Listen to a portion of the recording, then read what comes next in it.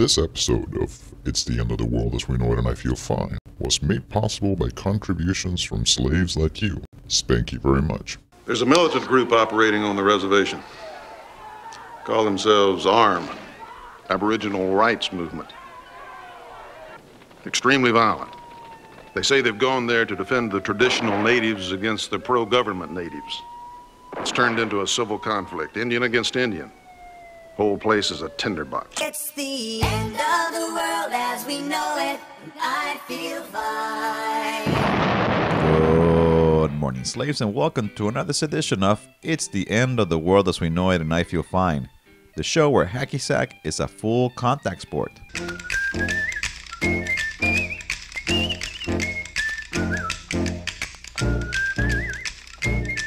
I am your host, Stimulator, and if you're like me, you love partying with your homies on New Year's.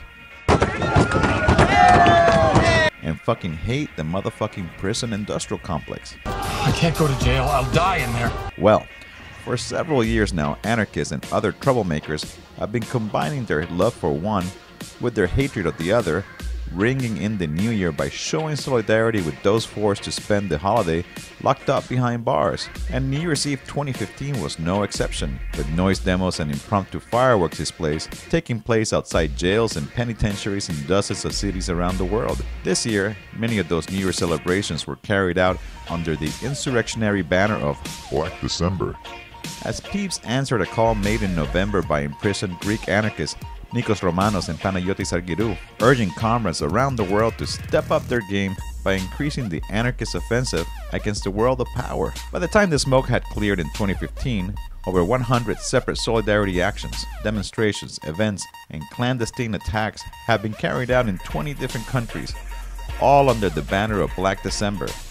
Several got in just under the wire on December 31st, including a sledgehammer attack on a weapon manufacturer, BAE Systems, in Melbourne, Australia, a Molotov attack on a Porsche dealership in Montevideo, Uruguay, and two separate attacks in Germany, the torching of several Federal Customs Administration vehicles in Leipzig, and a series of coordinated arson and sabotage attacks carried out against the sprawling CO2 belching open pit brown coal mine in the Hambach Forest. Meanwhile, the past months has seen an intense escalation of repression in Kurdish regions of southeastern Turkey, including the imposition of round-the-clock curfews in Kurdish districts in the cities of Cizre, Silopi, Nusaybin, and Diyarbakir, and a full-fledged onslaught by the Turkish fucking military.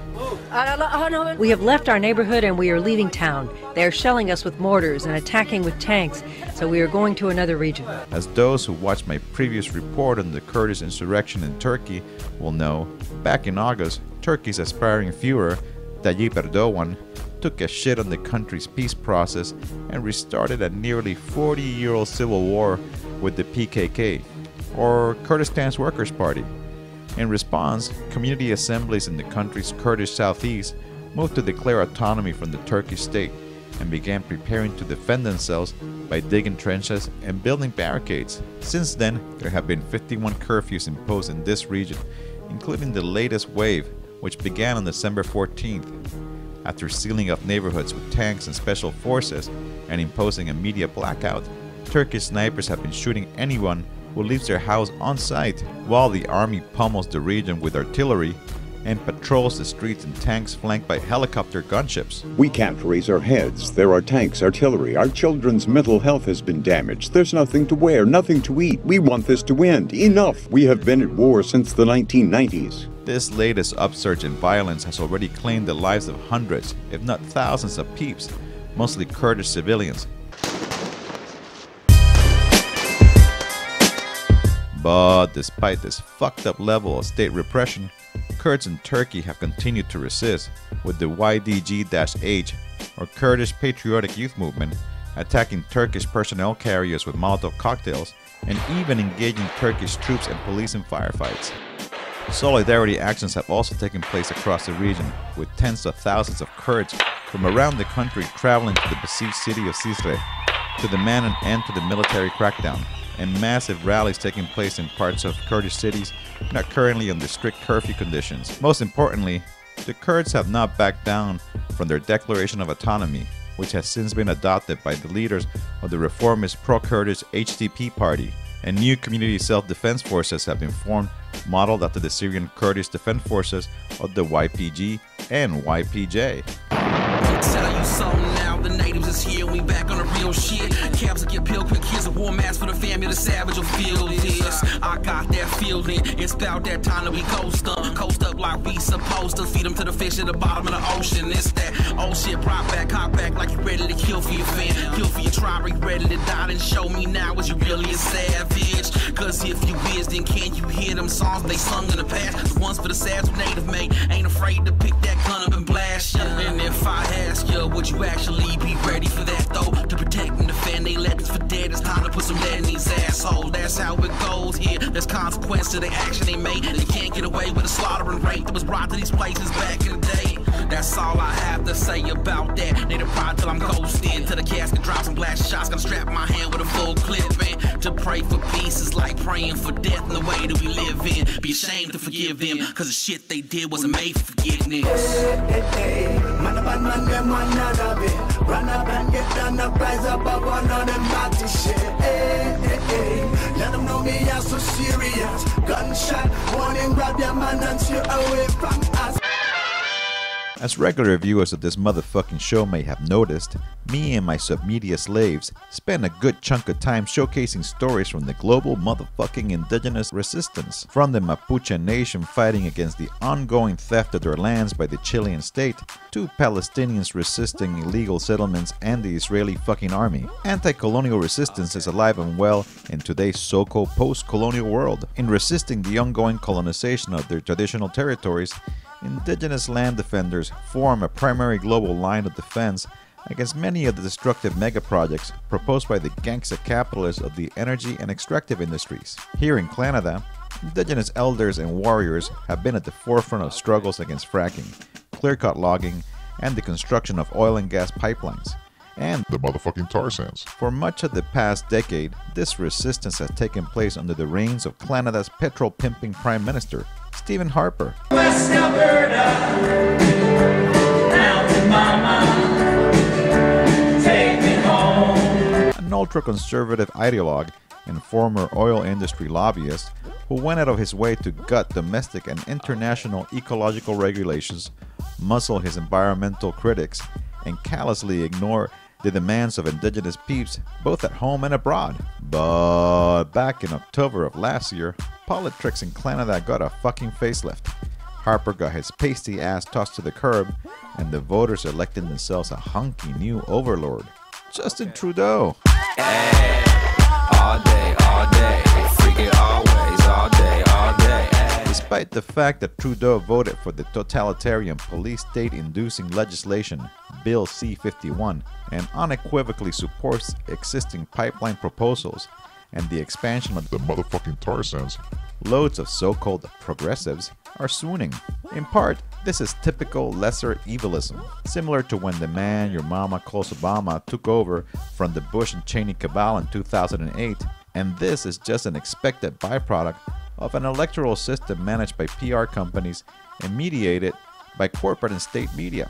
But another one of the insidious reasons why peeps have shown JT so much love lies in his professed plans to reboot the federal government's relations with the country's First Nations. This shift in tone was signaled in part by his nomination of the country's first Indigenous Attorney General, Jody Wilson-Raybould, a former regional chief of the BC Assembly of First Nations, who before joining the federal government oversaw several rounds of treaty negotiations that attempted to assimilate the unceded indigenous territories of so-called British Columbia by bringing them under the legal jurisdiction of their colonial occupier.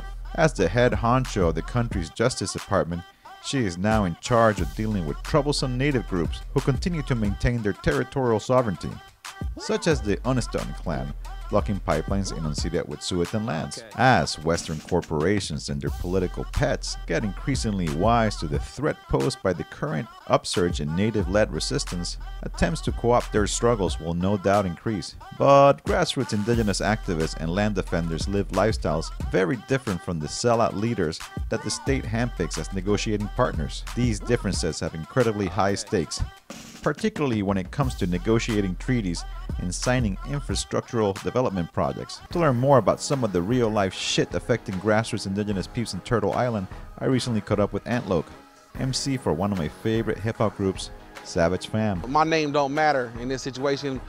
We represent Savage Fam, standing against violent adversaries and genocidal environments, forever always movement, the voice of the voiceless, the people that nobody speaks for, the people that aren't allowed to speak for themselves. I'm from the lower L1 Exclam people in the illegally occupied Washington State, northwest portion, United States of America. To most peeps out there, Savage Fam is a hip-hop group, but to others, it's much more than that. Can you explain? Some people consider us, you know, music or hip-hop artists or rap artists or whatever the fuck that is, but I feel like Savage Fam was a coming together of a lot of people that were tired of having to face the sicknesses, the death, the destruction that was going on in our communities. And I think that some of us grabbed onto the portion of like music, hip hop, because it was something that was listened to in our communities. But realistically, the way we always addressed it, I know when we were sitting behind closed doors or whenever we were conversating with ourselves, is the fact that Savage Fam is a voice, it's an idea, it's a concept, it's a way of being that existed even before, you know, we gave it a name. Like the way it's broken down, standing against violent adversaries and genocidal environments, what that suggests is that not only do we function with addressing the issues in terms of through music, we also confront the system. We have confronted the system. We have been arrested, got down, doing what was necessary to hold it down for our people. We have crossed the country helping out our people in every way possible, not just through music, but music was the way they got to know us, Savage Fam. When I first saw y'all perform, y'all had more rappers on stage than the Wu-Tang Clan. How many peeps are in Savage Fam? Many people like grabbed onto this shit, and we never wanted to turn anyone away in terms of like being a part of this shit, in terms of being like, well, I got nobody else. I have fucking nothing remaining of my identity. I have nothing remaining of any of this shit, because this shit has been stripped from me by every possible means there is, and you're the only fucking thing we have is this shit. I seen in this video where y'all were getting arrested at fucking Columbus Day in Denver. I seen this shit that, you know, y'all came over to the spot and dropped some clothes off. Y'all came up to the spot when the girl killed herself just to come show support. People were like, fuck that, we want to be a part of this shit. You know what I'm saying? Yeah, man, fucking this is all we have, man. Like, you make us feel strong, you make us feel this, or you make us actually only fucking feel like somebody gives a fuck about us. Like, that's simple. Like, you actually fucking care about some shit that we're going through. We can tell you really been through it. So the Savage Fam spans all the fuck over. You might find a motherfucker in Nova Scotia. You might find some motherfucker in South America. A lot of the lyrics y'all drop are about the motherfucking police. Why do y'all hate them so much?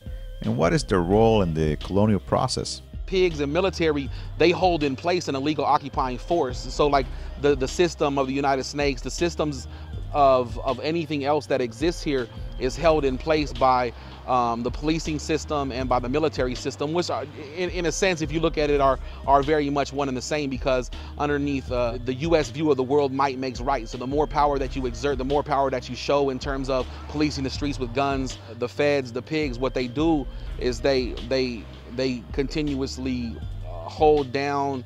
They make sure that this occupancy is continuing and ongoing. And I think that's, like, from an indigenous perspective, when you look at it just from a human perspective and any other perspective, you can see every single day people being killed by the police. You can see people being raped by the police. You can see how corrupt the system is, how misplaced and the idea of justice is, because what they have created is bullies with badges, bullies with guns, people that kind of can get away pretty much with anything. Are there any groups or movements out there that you have affinity with? Any other movement outside of an anarchist movement has always been about how do we find our place for justice within the system? How do we find our place to be able to exist within the system but equal? How do we be able to find our place within the system but have our piece of the pie as well? And under that, there's no addressing of the fact that everyone is illegally occupying indigenous homelands. And I think that is a fundamental flaw in every single movement that needs to be addressed first and foremost before I even listen to anybody about anything. That's me personally,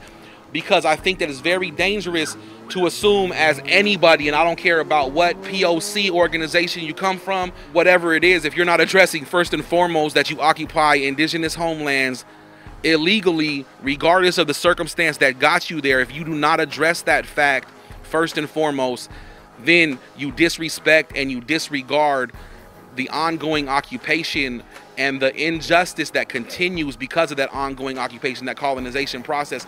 Colonization is simply the process of exchange, like coming through forcefully and pushing a new worldview and a new way of functioning on a group of people or a group of peoples. And so if you're willing to accept that, just as long as you can have your piece of equality within that, then it's problematic for the indigenous population. Do you think people in this continent are paying more attention to indigenous issues? Yes, but it's only in the context of, like, it fits now with environmental issues, where we're seeing drastic environmental changes, and because of that, we're afraid of what might happen. So the indigenous population has always been the people to go to be like, oh, what the fuck should we do, because our fucking world is changing and it's turning all bad, because they know how to take care of the land and shit. And so everyone's like, oh, let's figure out a way to see what these natives are doing. And like, but even then, it's underground. It's not, and it's very, very much underground. So like right now we're talking about a fucking coal train that's gonna be going through Lummi, and nobody fucking knows that even exists, because people are so busy dealing with like 1 or 2 major projects that are fucking set up by the media to be important. But there's 1,000 different projects going on. There's thousands of different things that are going on. There's fucking farms on rivers. There's fucking ongoing deforestation and logging, until it affects them in their backyard. And then it's like, well, let's bring the natives and let's have a picture of the natives and what they're doing, and let's support them again. This is allyship at its finest, because this is when people like bring natives to the forefront and have them be the voice, and they actually become the ones who are chased after and incarcerated, murdered, all those different things behind closed doors, and everybody else gets their little accolades and shit. People want to do the shit that gets them in front of cameras, gets them on pictures and shit like that. And I know we're sitting in front of cameras right now, but what I'm saying is that people want to do the pretty shit. People want to do the fucking all the little shit that's the major world shit, so they can get a little fame and fortune behind what they're trying to do. But no one really knows. People don't know about the fact that every fucking day there's kids killing themselves. People don't know the fact that fucking there's kids overdosing themselves every fucking day, which doesn't mean shit to society at large. But when you have a population of 500 fucking people, some places 30 people, some places 100 people, when you have a population like that and you see 10 people die a fucking year, that's fucking significant. But nobody fucking pays attention to that shit. Ain't nobody coming to fucking any kind of camp to say, stop the child molesters from coming in our community. But if we have some big shit that affects them, they'll come fuck with us. But they won't come fuck with us if we're talking about, let's try and protect our children, let's try and protect our women, let's try and protect, it won't go down like that. Because personally, I don't believe anyone really gives a fuck unless they got some kind of stake in it. But we always got a stake in it. Thanks, Ant. And that about it for this edition of It's the End of the World as We Know It, and I Feel Fine.